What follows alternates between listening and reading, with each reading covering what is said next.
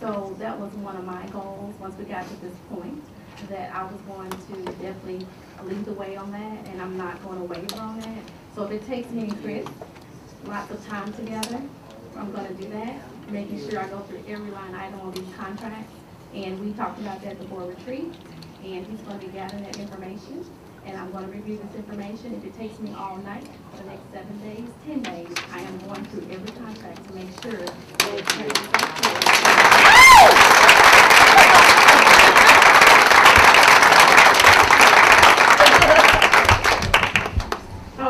as we are nearing the 5 o'clock hour, I would like to remind everybody, the viewing audience and those here, that we have 2 more budget committee meetings. We have one next Tuesday at 4 o'clock here, and then we have one on the 9th, April 9th at 4 o'clock here. And that night is the night that we will actually vote on the actual budget that we bring to Metro Council and to the mayor. And so again, the website address for this budget is mnps.org/budget 2020. If anyone wants to take advantage of that, if you have insomnia or something. In lieu of any other questions or comments, that's it. Sure, and I think Ms. Shepard just gave the schedule that we have for the budget. We've got 2 more budget committee meetings before the board will vote on the 9th, and then we do have our budget hearing scheduled with the mayor for April 17th at 8:30 a.m. So we'll move to the next committee meeting on the 2nd. We'll have additional information for you that you've requested. Maybe we can take a really, really short fast break.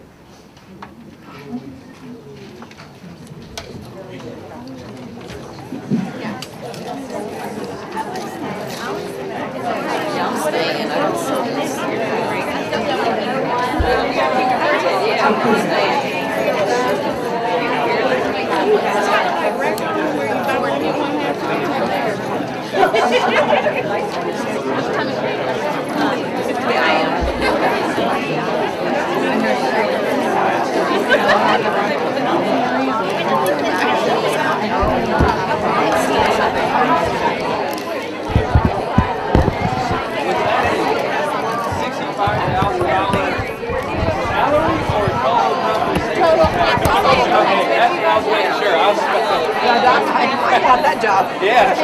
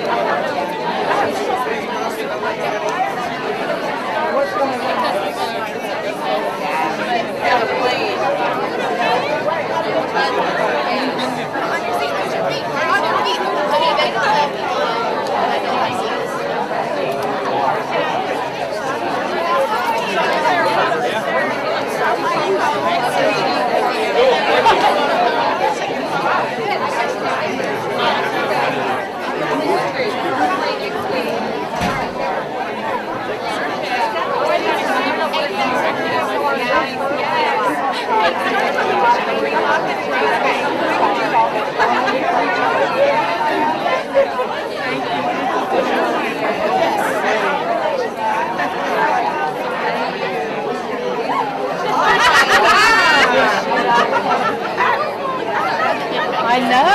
Well, they'll see somebody wanted it.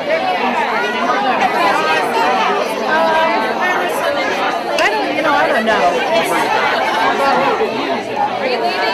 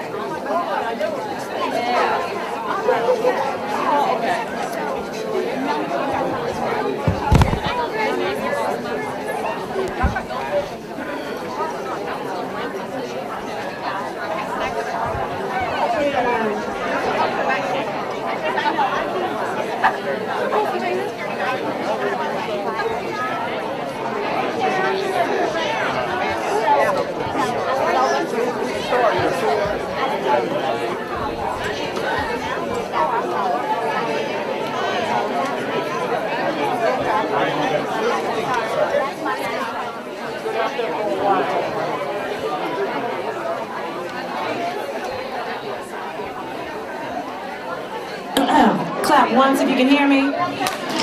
Clap twice if you can hear me. Clap 3 times if you can hear me. We so appreciate all of you who are here to participate and witness the board meeting. We ask if you wouldn't mind quieting your cell phones, quieting yourselves. Y'all are so wonderful. All right. If I could call up my younger sister, who is an ELL teacher at Chadwell Elementary School, Brandy Buggs, if you would come to lead us in the pledge. Right now, little sister. Right now. Yes, ma'am.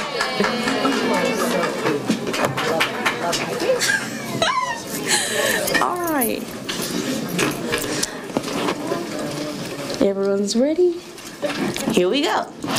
I pledge allegiance to the flag of the United States of America and to the republic for which it stands, one nation, under God, indivisible, with liberty and justice for all. Thank you so much. We have a quorum, I understand. There are a couple of things that, or at least one item that has been requested to pull from the consent agenda. Yes, I would like to make a motion to remove. You don't have to make a motion, just tell me which one to pull. Oh, sorry. I guess it's A116, Teach for America, and move it for discussion. All right, anything else on the consent agenda? We're going to add a director's report and a chair's report that was inadvertently left off. Any other changes to the agenda as printed? Yes. I'd like to move that we go into executive session either now or after the meeting. You can have an executive session after the meeting. Okay, thank you. Any other changes to the agenda? All right, can I get a motion to accept the agenda with the changes? Move that we accept the agenda with the proposed changes. All in favor? Aye. Moving to the director's report. Oh, well, thank you, Dr. Gentry, for giving me the opportunity to speak, and to the board and to the public. It is amazing that it was 25 years ago on this day, March 26th, that I committed to a life of service and the values of manhood, scholarship, perseverance, and uplift at Lincoln University. As my time in Nashville begins to wind down, I hope that our children, our employees, and our communities have witnessed these traits manifested in every public and private interaction that I've had with you. It's important for our kids to see adults who work from a value system, and it's really been both my joy and honor to serve you. Today I want to take a brief moment to publicly address a few issues that have come up that we just think need to be addressed, and it has saddened me a bit to see, some calculated, relentless attempts to just look at the work that has been done. But I would say, as a believer, we understand that the devil seeks to attack those who genuinely work hard to build God's kingdom as he would want it to be built up, particularly with underprivileged people, with voiceless people, and those who've had it kind of hard, being at the forefront of our mind and our work. So, when we see behaviors which have resulted in my desire not to request a contract extension or stay in Metro Nashville Public Schools past June 2020, it could be summed up in the teachings of the Arbinger Institute. And when the board and I started on this journey a few years back, the majority of the board and our leadership team attended a training to avoid getting into this kind of place that we're in. And the training taught us the following.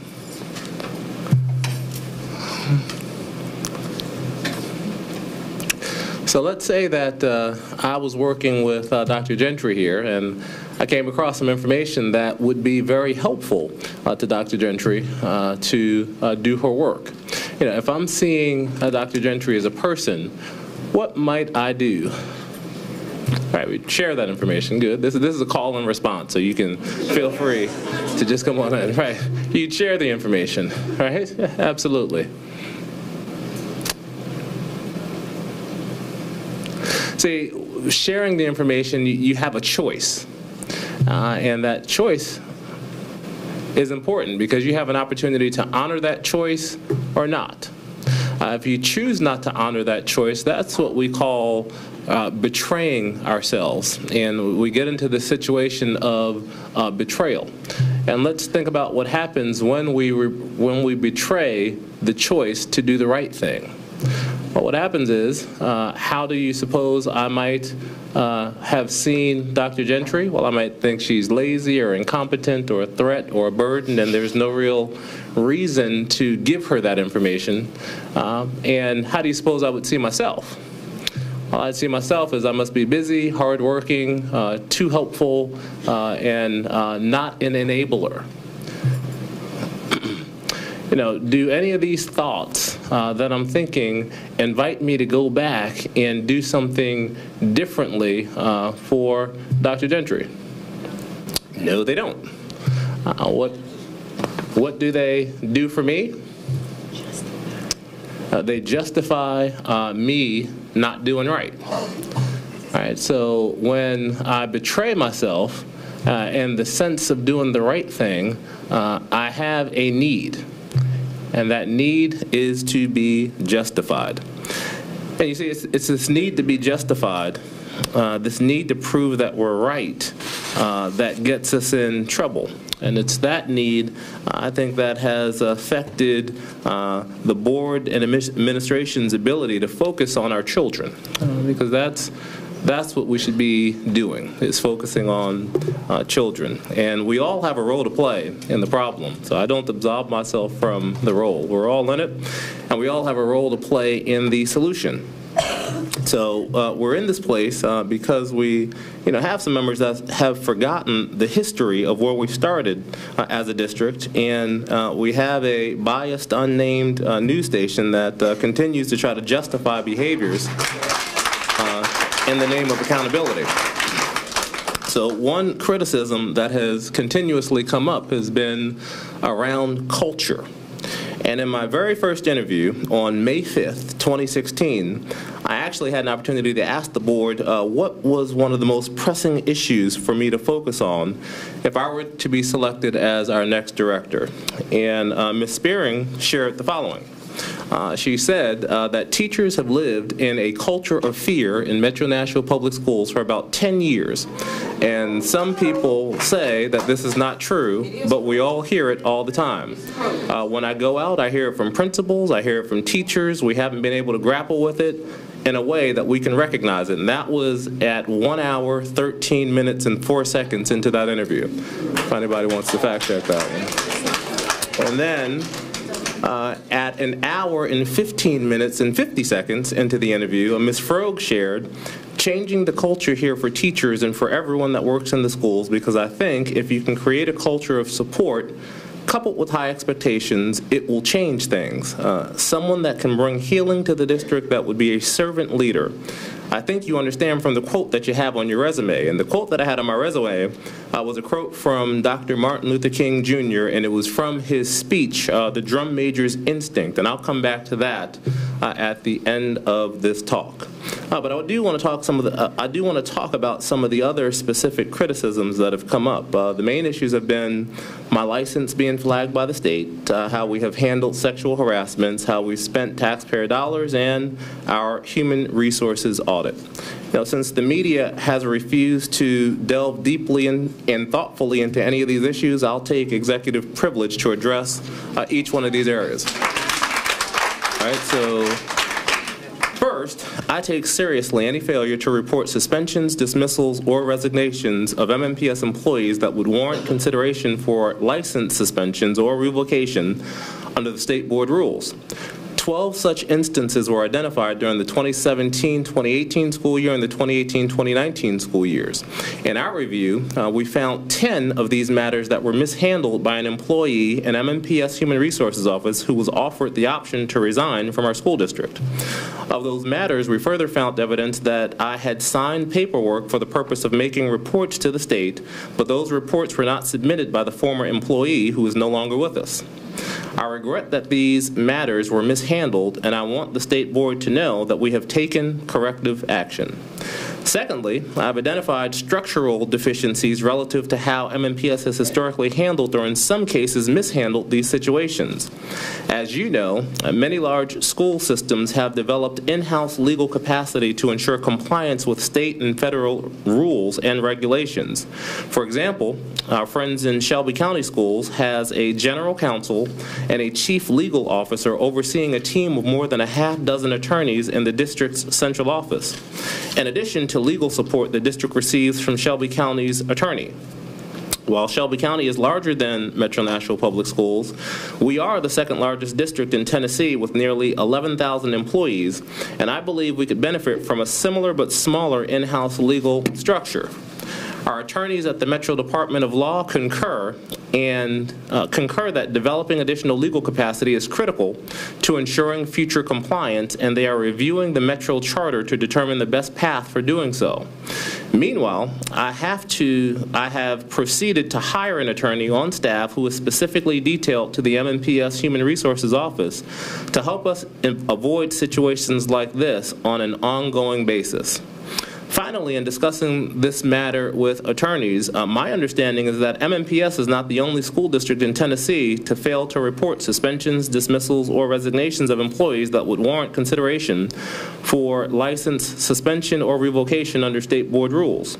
In the spirit of collective improvement, I stand ready to share our experiences and corrective actions with other districts, and I have respectively requested that the state board extend the same professional collaboration and courtesy to Metro Nashville Schools that is given to other superintendents and districts around the state.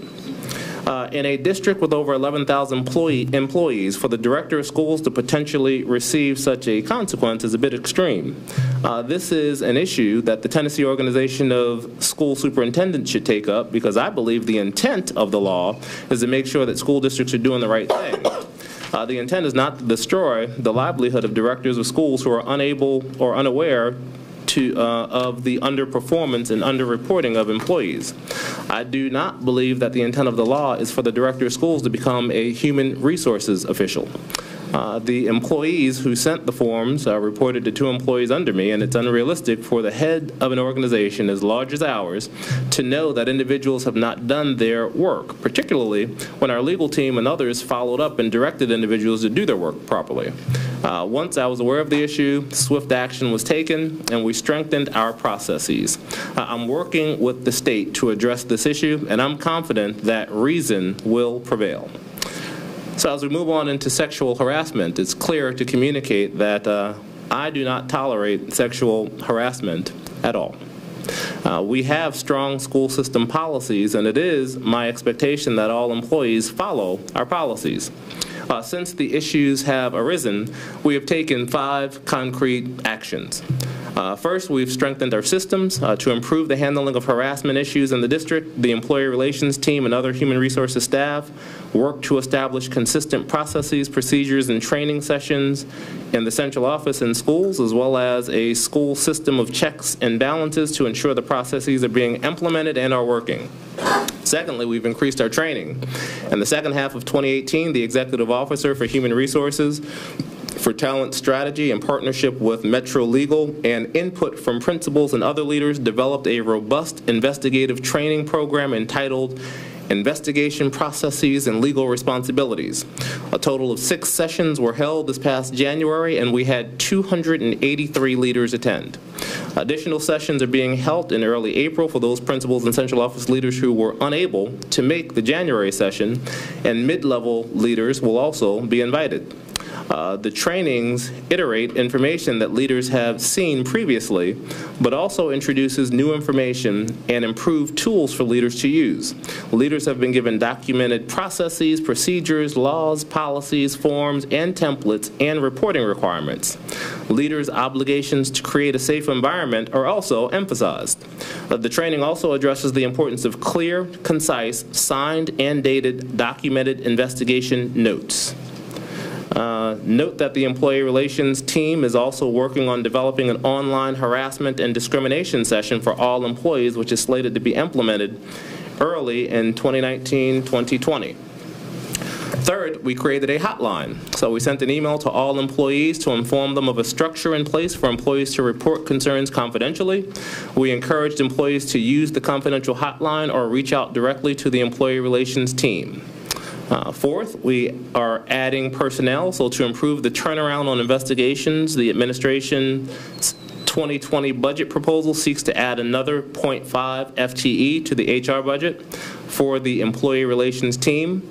And finally, we have increased our dialogue to strengthen empowerment. I and others are engaged with staff through voice sessions at the quadrant and district level, as well as various teacher and parent groups. These conversations offer opportunities for staff and parents to share concerns and generate solutions. Some participants have followed up with questions, and we have worked to respond quickly, and we work quickly to address their concerns. And many of the items that were underway prior to the report, but we'll be sure to follow up on all of them. Next, let's talk about contracts. So let me start by saying that I spend much less than my predecessor did on contractual services. The difference is I did cut ineffective contracts of friends of certain board members at the beginning of my tenure. And I have dealt with one board member who's been angry since October of 2016. You know, any board would understand that a CEO who has a track record of success in getting results will bring with him or her knowledge of services that have been successful. To try to make the argument that because I've worked with the company in an ethical and professional way in an environment that had better results than we have, and to try to paint those actions as illegal or unethical is just insulting. All business actions that have been conducted under my leadership have been ethical. A longtime procurement official unknowingly made mistakes, and corrective action was taken to follow a thorough review of all contracts by Metro Legal. It's unfortunate that Metro Legal did not catch the error when signing off on the contract, and then once again failed to flag the issue when the contract was brought to the board floor for our approval. I am a director of schools. I'm not an attorney, nor am I a procurement expert. It's my job to correct issues when they arise, and I've done so by requiring our procurement team to be retrained, working with Metro Legal to ensure that their signature actually means that we're following the law, and disciplining the individuals responsible for those errors. Over the course of the past 2.5 years, I've pushed this organization with a sense of urgency, and I don't apologize for that. This school system did not have the urgency that was needed to get the results we sought, namely being the fastest improving urban district in America. If there was a mistake that I made, it was that I pushed too hard with too little resources, and as a result, people made errors. The errors were not intentional or willful, as our audit communicated. They were just errors. And as long as the errors were not unethical or immoral, we treated our employees fairly as we disciplined them. Moving into the human resources audit, as you may recall, I requested that the board audit our human resources department, and I was appreciative that the board agreed. My intent was to know if there were any errors in how we handled sexual harassment investigations. The audit did not find errors in the conclusions that were drawn, but it did find that processes could be strengthened and that processes had been broken for years. Due to a lack of confidentiality of board members to date, my team has still not met with the law firm to understand how they came up with their conclusions. It's unreasonable for anyone to expect me to follow all of the audit's recommendations if we've not had the opportunity to sit down and understand the methodology that was used to draw conclusions. As a qualitative researcher, I've been trained not to accept generalizations without understanding the processes used, particularly when you're talking about qualitative work. Processes in these types of reports is critical in determining which recommendations are valid and which recommendations may not have enough credible information to be validated. Once the board provides me with guidance on how we can best engage with the legal firm that conducted that report, I can give an update. The action plan that was created was a start to what will be a multi-year process to support a department that has been woefully undersupported and woefully underfunded prior to my arrival. So I will conclude by saying that it has truly been my honor to serve you as your director of schools. I've worked with a sense of urgency and with an equity agenda. And as a result, as a result of the great work of our employees, that equity agenda has shown great results, including we looked at Title I funds and we put more dollars in our poorest schools because they needed the resources to be able to have an opportunity to do something. We have placed a significant emphasis on literacy, and we work with the mayor's office and dozens of nonprofits to create the Blueprint for Early Childhood Success, which is an action plan for doubling the number of students reading on grade level by 2025. We successfully achieved year one benchmarks in reading, and we also made sure every school had a qualified literacy coach.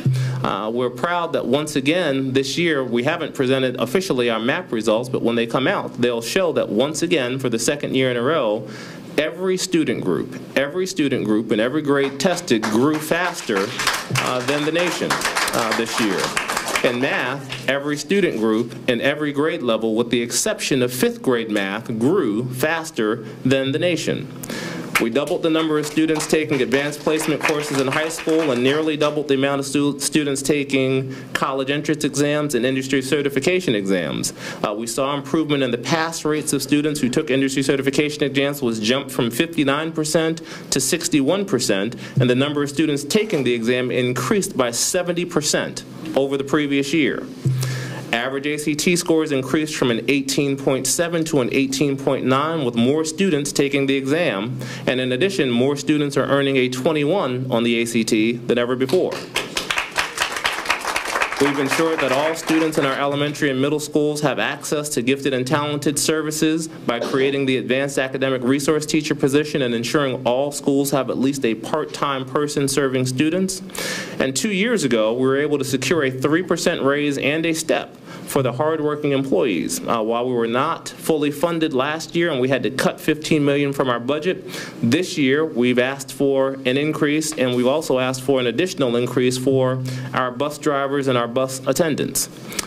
We've secured $24 million in federal dollars to support the creation of 5 elementary magnet schools to provide more social and emotional support to pre-K students, as well as professional development for arts-related educators.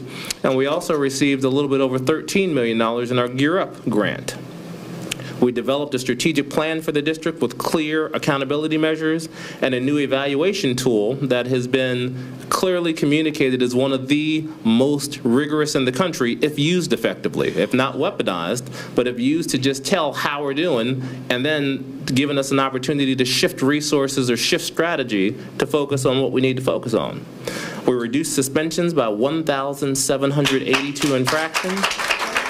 And the greatest headway has been made for African American males who are being suspended at disproportionate rates. We established a science, technology, engineering, arts, and mathematics focus for 18 middle schools to ensure that coding was offered in those schools, and we reduced the technology ratio with more targeted professional development for teachers in those schools. We increased funding for special education and English language learners by $7.2 million last year, while we cut $15 million from our budget. And we established an early college program for grades 9 through 12. We had a middle college, 10-12, but the expectations weren't clear. So we started in 9th grade with the expectation that every student that's there will graduate with an associate's degree and their high school diploma in 4 years, and it will be at no cost to families.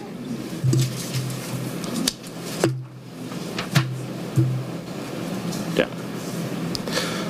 So, it is clear to me that we have been focusing on the adults recently, and I signed up to focus on our kids. So as a result, I'm not interested in a contract extension, so I'm formally requesting that this board evoke the section of my contract that allows for us to have a mutual conversation to figure out how to best transition. It is my hope that my time in Nashville has inspired our community to become more united and more active in supporting public education. You know, because I still believe that Nashville has all of the ingredients that are needed to continue to move the needle for children. There has been much said recently about the perception of my poor treatment, and I do want to remind our community that this is not a time to point fingers or to blame people. It's a time for action, and it's a time for you to remember your civic duty to vote.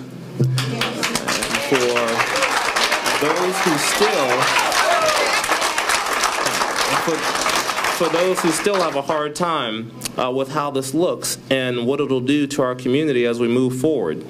You know, all I can do in my heart is to remind you of Dr. King's recollection of the power of someone understanding who you serve, as he shared in his sermon titled The Drum Major's Instincts. You see, it's the story of a man who just served. He was born in an obscure village, and he was born the child of a poor peasant woman. And then he grew up still in another obscure village where he worked as a carpenter until he was about 30 years old. Then for 3 years, he just got on his feet, and he was an itinerant preacher. He went about doing some good things. He didn't have much. He never wrote a book. He didn't have a PhD. He didn't hold an office. He didn't have a family. He didn't have a house. Like I said, he didn't even go to college. He never visited a big city. He never actually went anywhere 200 miles past where he grew up. He did none of the usual things that the world would associate with greatness. He had no credentials but himself. He was only 33 years old when the tide of public opinion turned against him. They called him a rabble-rouser. They called him a troublemaker. They said he was an agitator. He practiced civil disobedience and he broke injunctions. And so he was turned over to his enemies and went through the mockery of a trial.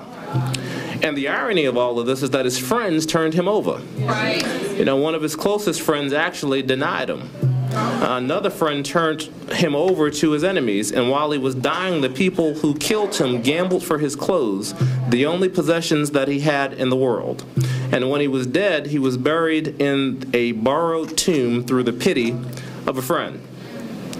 20 centuries have come and gone, and today he still stands as the most influential figure that has ever lived in human history.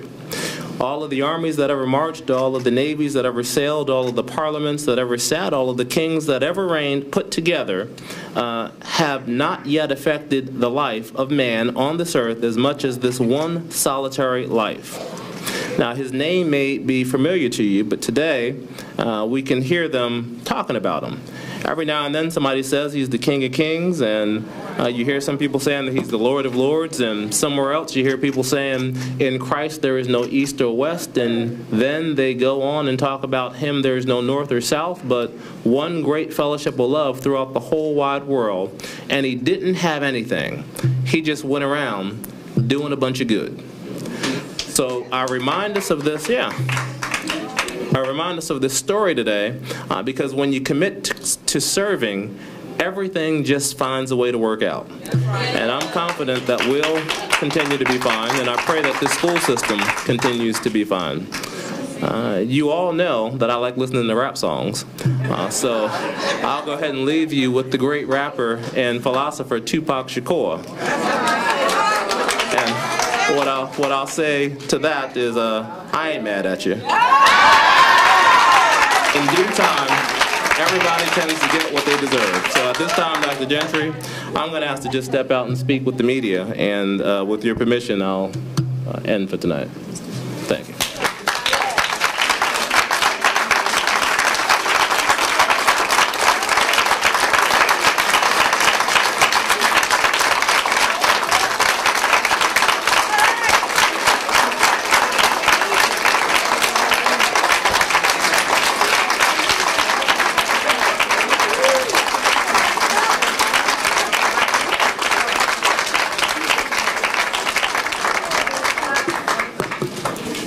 So going into the chair's report, I know people have been taking copious notes during Dr.